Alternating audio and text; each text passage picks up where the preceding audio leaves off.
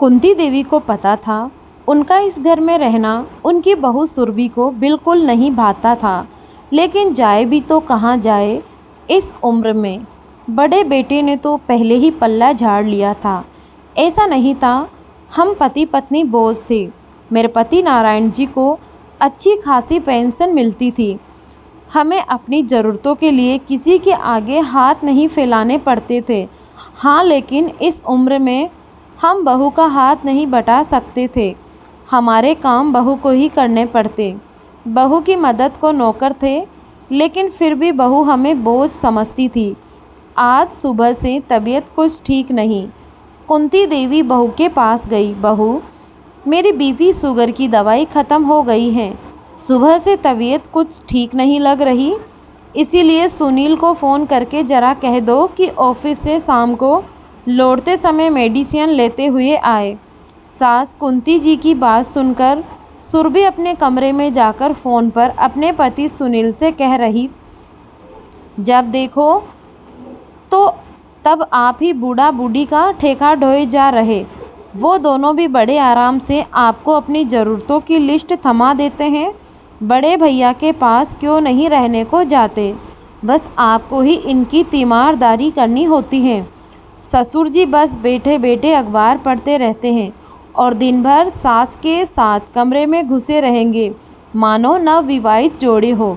हद है इनके खर्चे की भी, हम ही बहम करें और बड़े भाई साहब अपने परिवार के साथ मज़े में रहे। वाह जी वाह, काम के ना काज के, दुश्मन अनाज के। और तो और इनके चोचले भी बर्दाश्त करो। अपनी पत्नी की झल्लाट भरी उल्हाल ना सुन, फ़ोन पर रखो फ़ोन, अभी एक क्लाइंट आने वाला है। सुनील अपनी पत्नी को जानता था।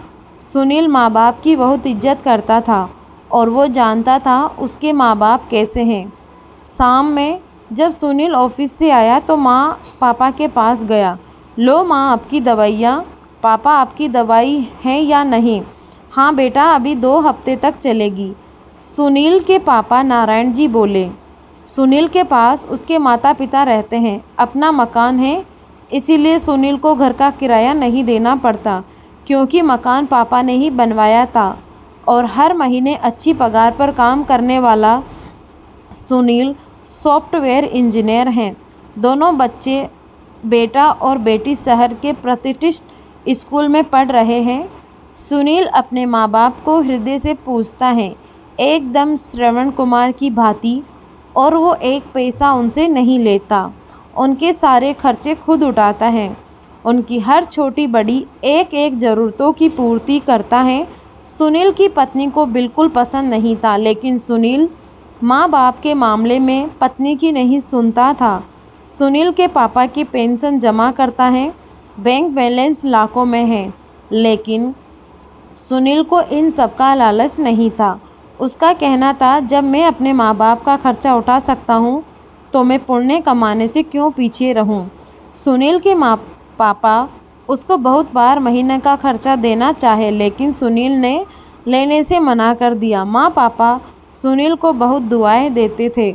उनकी दुआओं का ही असर था। सुनील दिन रात तरक्की करता जा रहा था।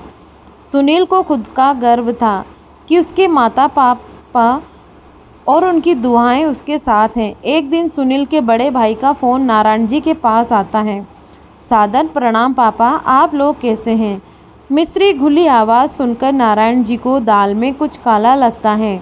हाँ बेटा बोलो, कैसे तुमने आज बूढ़े माँ बाप को याद किए हो? नारायण जी जानते थे कि उनका बड़ा बेटा आत्म केंद्रित और स्वार्थी है, बहुत लोभी भी है, बिना स्वार्थ के फ़ोन नहीं करेगा, इसीलिए सतर्क हो पूछ रहे।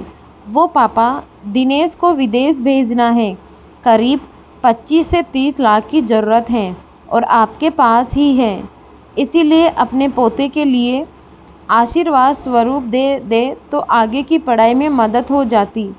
सीधे तौर पर बिना लाग लपेट के बोल रहा। इतना सुनता था कि नारायण जी के तन मन में आग लग गई। जोर से चिल्लाकर बोले, कैसा पैसा?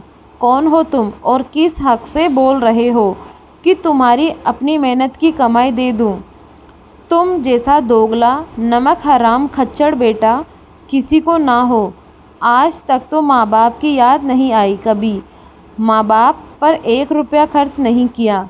आज ज़रूरत पड़ी तो इतने अच्छे बन गए। मेरे पैसे पर सिर्फ सुनील और उसके बच्चों का हक है।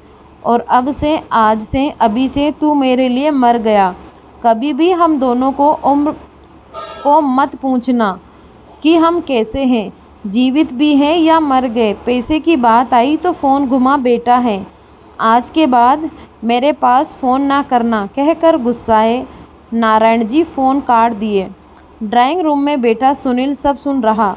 अपने बड़े भाई के कुचाल को समझकर व्यतीत है कि खुद वो सरकारी पद पर हैं, अच्छी खासी तनख्वाह भी है, फिर भी माता पिता के पैसे पर गिद्ध जैसा नज़र गड़ाए बैठे हैं। छी, कैसी निर्लज्जा हैं ये। अपने बेटे को इंडिया में भी तो पढ़ा सकते हैं, विदेश में क्यों भेजना भाई। किचन में काम कर रही सुरभि भी ससुर जी की कहा सुनी से लज्जित हुई होगी या नहीं, लेकिन मन ही मन खुश हो रही थी कि सास ससुर का सारा पैसा सुनील को ही मिलेगा। लेकिन उसका हृदय यह सोच से विचित है कि सुनील जैसा संत पति उसको मिला है क्यों। या तो पिछले जन्म का पुण्य रहा होगा या गंगा में डुबकी लगाई होगी पति, तभी तो ऐसा पति पाई है। नहीं, हरदम वो प्रयासरत तो रही कि सुनील को उसके माँ बाप के विरुद्ध कर सके, लेकिन वो कभी कामयाब नहीं हुई। सुनील ने कभी पत्नी की बातों को सुनकर माँ बाप से ना कोई सवाल करता था, ना घर में क्लेश, क्योंकि वो अपने माँ बाप को अच्छे से जानता था। क्योंकि उसके माँ बाप हर किसी को बहुत इज्जत और सम्मान देते हैं, तो फिर घर की लक्ष्मी के साथ बुरा बर्ताव कैसे करते हैं। उस दिन के बाद से सुरभि ने कभी सास ससुर की सियाकत या बुराई सुनील से नहीं की। सास ससुर की हर काम खुशी खुशी करती। सास ससुर भी बहू का बदला रवैया देखकर बहुत खुश थे। धन्यवाद दोस्तों।